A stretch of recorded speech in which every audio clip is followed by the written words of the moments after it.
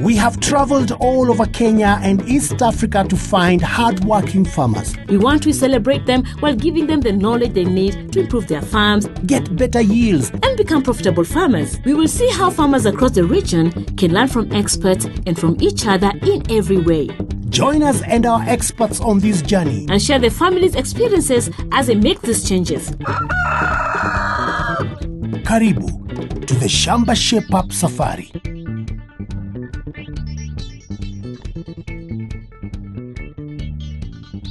In search of many sources of income, one avenue that young people can try is farming. And farming is like any other business. That is why here in Shamba Shape Up, we will show you just how to do it.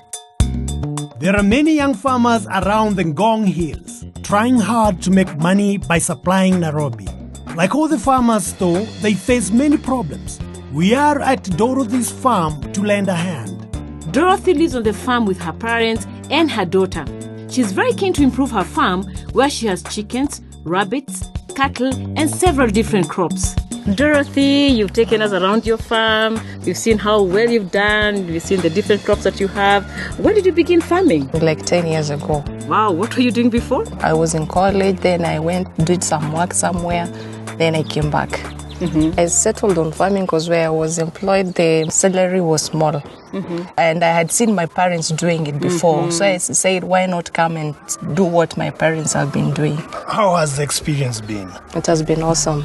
Oh, really? Yeah. You are a proud farmer. I am very, very, very proud. I'm doing it as a business. I've gone to supermarkets and they have been asking for orders, but now I've found it's not being able, what I have right now, it's not able to sustain what the orders in the supermarkets that I get. What are the main problems are you going through? I don't have enough water. And you have cows. How many liters? The 2 cows, they're producing 3.5 liters. Both of them? Both of them in one day. That is something we should look into. Right? Yeah. You have chickens, so how many do you have? Right now I don't have. 2 months ago I had them. But for now I don't have them because the market itself is bad. Once I have them, I rear them for like 2 months. According to other farmers, they tell me we should be selling from 5 weeks to 6 weeks. Right. Yeah, because I prefer broilers than layers. Well, that's why we are here. You're welcome. To make sure that you're shaped up and you're going to do farming as a business. Dorothy has been using a room in the house to raise her broiler chickens. But she has a good big chicken house on the farm, which she seems to be using as a kitchen, a rabbit hutch, and a store. Dorothy. Yeah. Now, tell us about your chickens. I used to have 500, 300, 200. And now you have 2. So the numbers keep reducing. Yeah, they are reducing. What's going on? They take long before I sell them. How do you sell them? I don't sell them at once. If I find somebody who wants 10 pieces, I give 10, 15, 20. And have you always kept your chickens in here? This way I put up the brooder. And then I transfer them to a bigger house. But the 100 that I had, I reared them here. In this space in here? Yeah. Wow. It seems that Dorothy has had some problems with her chicken farming. What do you think the problem is? My ventilation is poor. Or the feeding or the water. So Dorothy, according to what you've told us and according to the rule book of chicken farming, has she broken any rules? Well, all of them, but she was honest. She was honest. Yeah. You are honest. You are very honest. Dorothy knows what the problems with her chickens might be. But to be sure, we asked an expert to check it out properly.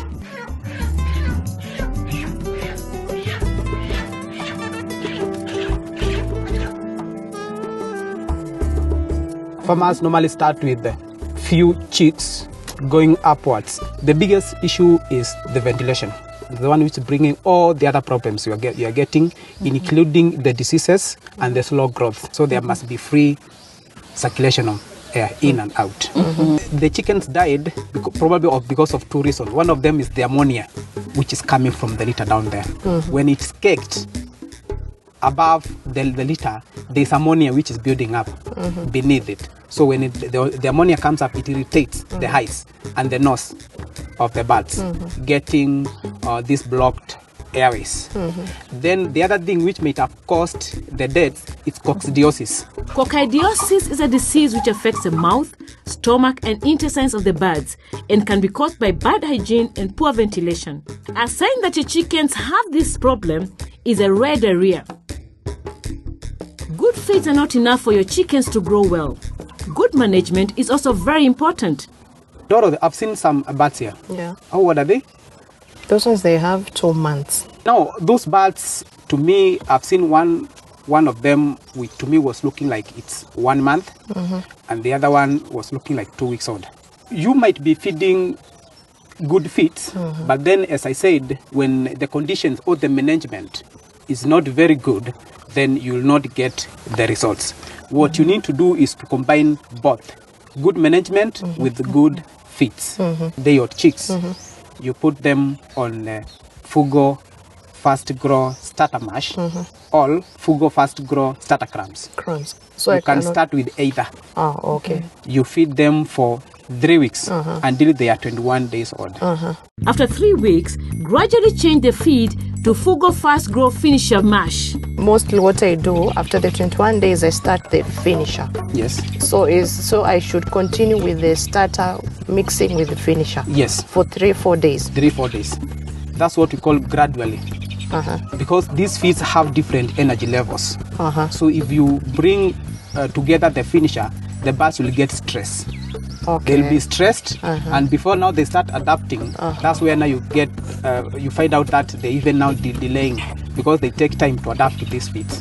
Then you give now the finisher until the market. My chickens they take like from 8 weeks. That's when I start styling. From 8 weeks? From 8 weeks. And the weight that they have, for the first time that I start slaughtering them, they weigh from 1.2 to 1.3. Which is not good, right? That one is not very good. Of course, you'll have spent a lot of money and even time. Yeah.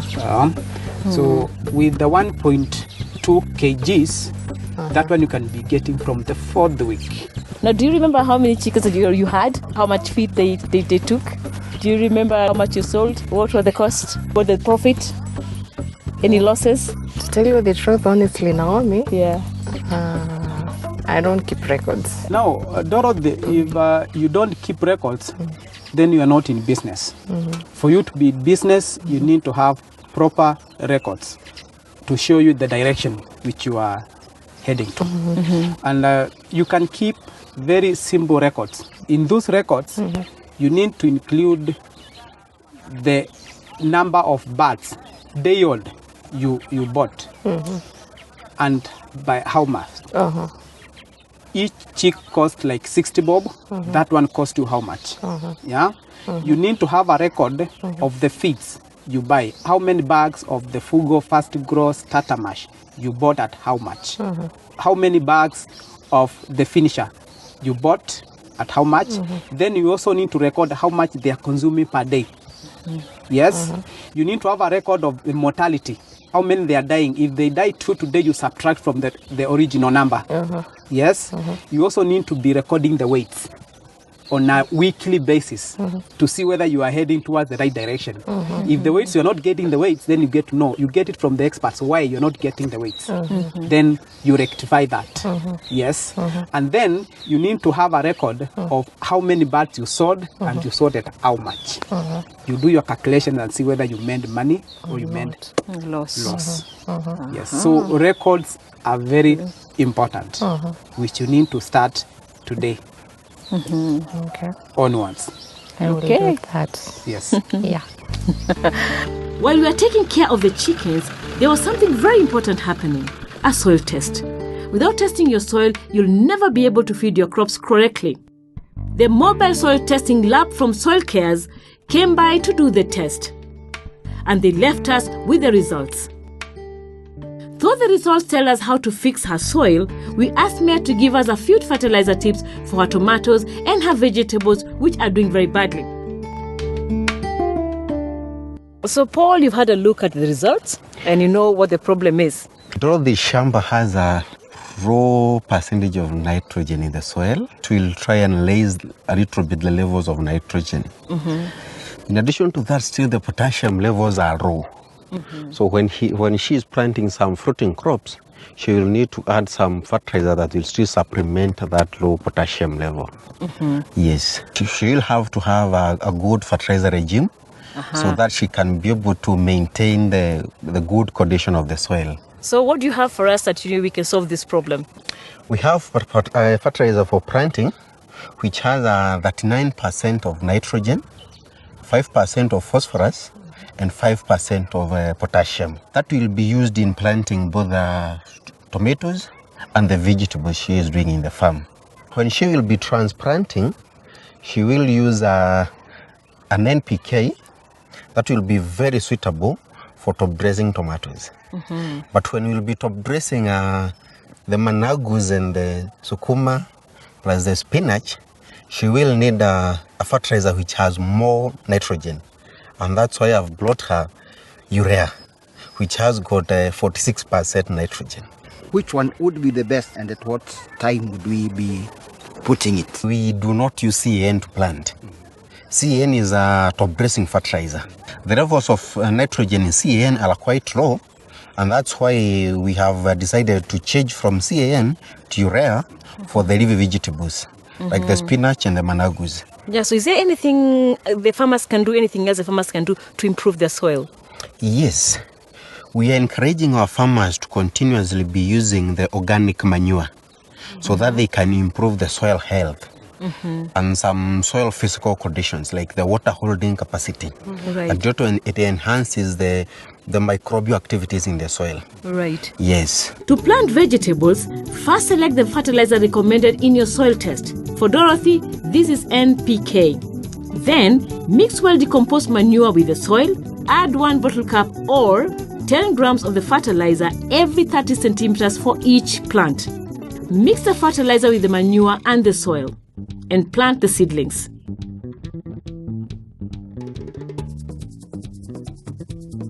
Dorothy will need to top dress with urea as the vegetables grow, as her nitrogen levels are very low.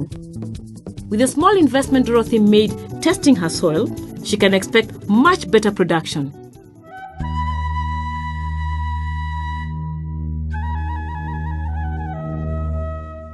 Your soil is a lifeline of your Shamba, and it's very important to know its condition. This is only the beginning of successful farming. More after the break. Coming up.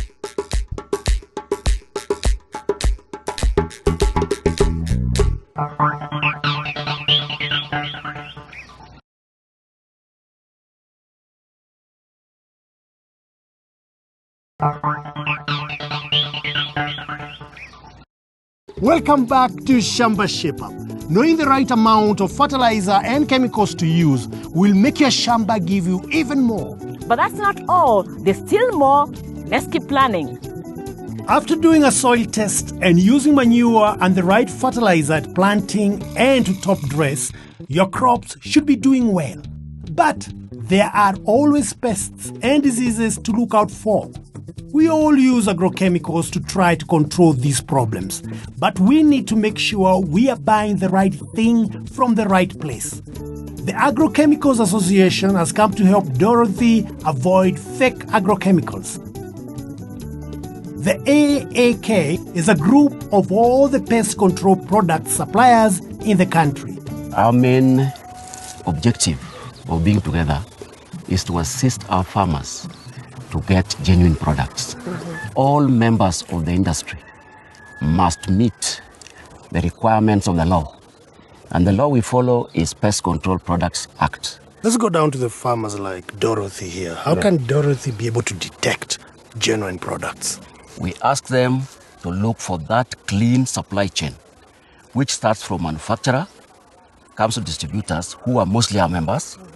Then it goes to agrovet outlets, who are not our members, but we have put in place what we call accreditation scheme, whereby those who are not our members, who want to follow our code of practice, they can come and sign up with us, and then we give them what we call accreditation certificate, plus a window sticker, which shows that this shop is accredited to the industry, to AAK, and also the regulator, Pest Control Products Act. You can't be a member if you are not licensed with the government. So now what steps should Dorothy here take when getting her products to use in the farm? What important steps should farmers take to make sure they get the real good product, genuine, and not a counterfeit? Very good. The first thing you must do, please talk to professionals.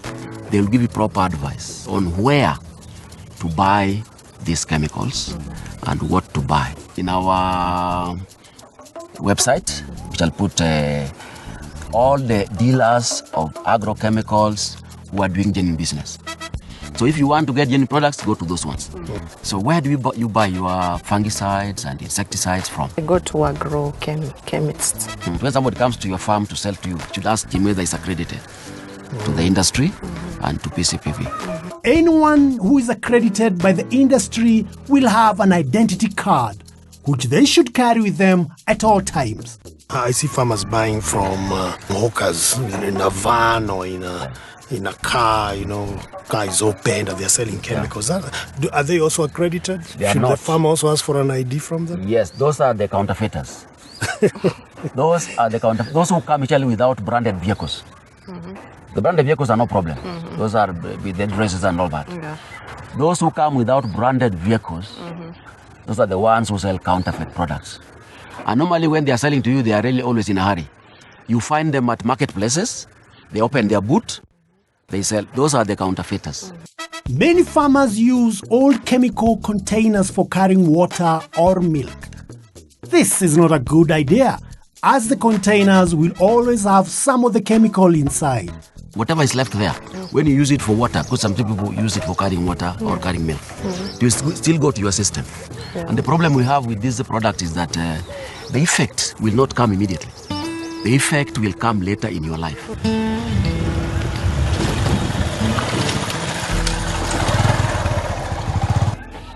We've done the chickens, the soil, and learned about buying real agrochemicals.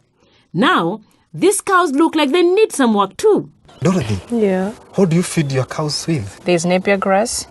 There's grass nyasingomo. There's kumas. So there is a time that you feed only skuma wiki Yeah. to the cows. Yeah. That brings the issue of kill poisoning. What's that? A condition that inhibits either production, growth, or even body maintenance. Dorothy has 3 cows, 2 cows in calf, and a very stunted heifer. It's very good for a farmer to expect a calf. But the best thing you should know is you start preparing for the milk production before it calves down. A process we call steaming up. Steaming up is a process in which, one, you dry the cow. The drying of the cow means you stop milking the cow 2 months before it calves down. This will help the cow to prepare itself. One, for calving down.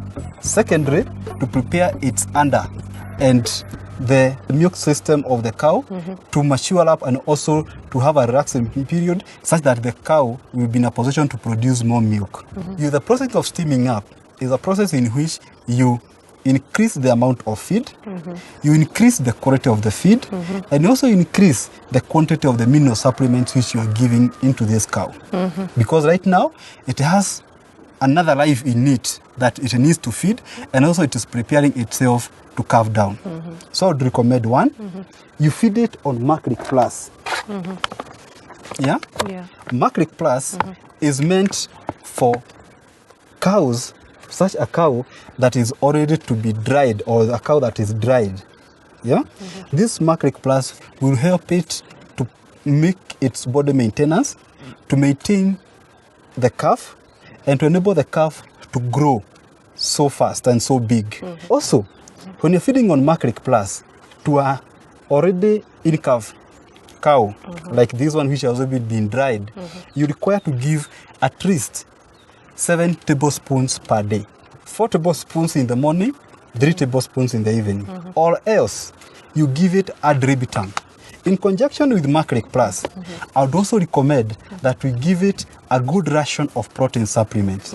Combined with Macrec Plus, we shall not have the cases of dystocia. Dystocia is a problem where the cow has a difficulty giving birth to the calf. This can cause the calf to die and can also kill the cow. Kupakula Gorod, you shall also give it in terms of 1 glass for this cow, and also you give it at least 2 kilograms of dairy meal. You combine with that ration formulation, you shall not have the problem of 1, dystocia. Secondly, you shall not have the problem of what we call milk fever. Milk fever is a problem in which the cow, when it cows down, is not in a position to stand on its own because of weak legs. Yeah. But for the cow that was served 4 months ago, to enable it in a position to build on its milk production, because at least also at that stage it will be giving you a lot of milk. At the same time, to help it also maintain the calf that is inside, I would recommend we give it a mineral supplement called Macrec Super. Macrec Super is a mineral supplement meant for dairy cows. We shall give at least a quarter of it to the cow. It will feed on it until it is satisfied. After that, you can measure allowed 8 tablespoons per day. That is 4 tablespoons in the morning and 4 tablespoons in the evening. After that, you add 60 grams for any 5 kg of milk added to its production. Mineral supplements can be given to a cow freely, as the cows will choose how much to eat. But protein supplements like Kupakula Gold need to be measured carefully. This one should be on less treated measures. And the best measure is 1 glass that is allowed 200 grams per cow per day. After a cow increases from 5 liters and above, you add 200 grams per every 5 kgs of milk produced. So, if your cows are giving you less than 5 liters of milk every day, give each cow 1 glass full of protein supplements every day. If your cow then increase production to over 5 liters per day, for every extra 5 liters, add another glass or 200 grams of protein supplements every day. With that, we expect increase in milk production. And within the next 6 months, I expect this herd to have increased to 1, and also the milk production to go beyond 20 to 30 liters. Wow. Wow. Yeah. Wow is all she can say. Dorothy's cows are both in calf, but she said it took a long time for the cows to conceive. Problems of conceiving and silent heats are linked to low minerals levels in the cows. Have you ever seen any signs of heat on these cows? What I've noted with them, Yeah. there's mucus and bloodish. A bloodish discharge. Yeah. Yeah. That is a sign to tell you that that cow came on heat 3 days before. 3 days before. 3 days before. With John's advice, Dorothy can improve the health of her cows and their milk production. If she keeps good records for her cows, as well as her chickens and crops, she'll be able to track how much money she's making and will soon be able to see the effects of using good minerals and supplements on her milk profits.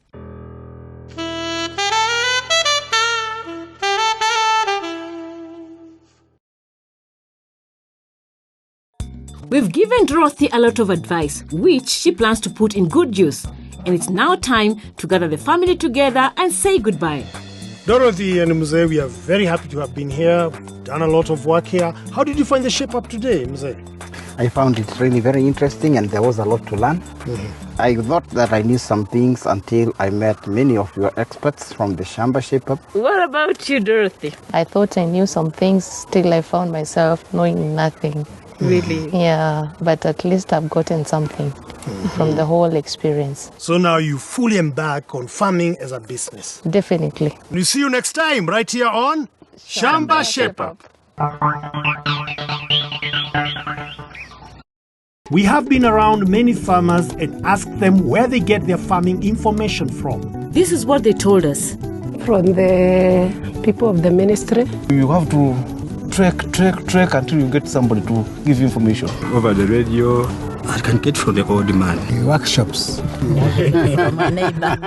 All these farmers had mobile phones. And on the end of these phones is a new expert, the Shamba. The Shamba is Shamba Shape-Up's information center who can SMS you the information you need. All you need to do is send join to 21606. And you can get information anytime, anywhere on your phone. It's amazing. Very good. To receive all Shamba Shape-Up leaflets, SMS the word all with your name and address to 30606. If you'd like to receive just a leaflet for this farm, SMS farmer, that's the name of the farmer, with your name and address to 30606. Shamba Shape-Up is online. To learn more about today's topics or to watch any of our previous episodes, visit shambashapeup.com, select the episode and click play. You could also visit our Facebook page, Shamba Shape-Up, to get more information, get involved in discussions, and also get a chance to enter some of our great competition to win great prizes. You can also find us on Twitter at Shamba Shape-Up, or simply text 30606.